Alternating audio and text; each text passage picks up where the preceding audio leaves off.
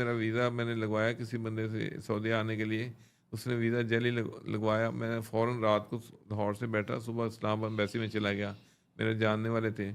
मैंने जाकर उसको कहा ये चेक करें वीज़ा ठीक है, उसने कहा शेख साहब ये तो गलत है, जाली वीज़ा है।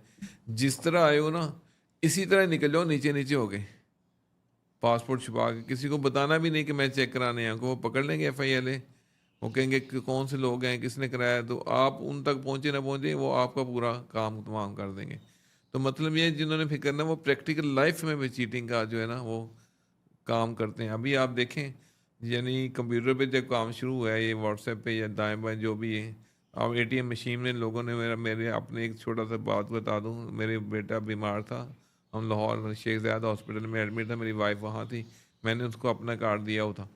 आप यकीन करें उसके कार्ड के साथ किसी ने गेम करके 1 लाख रुपया उन्होंने ट्रांजैक्शन करके निकलवा लिया, जो है ना वो की मशीन लगाती हुई रीड जी। कर जो भी बाकी सीन।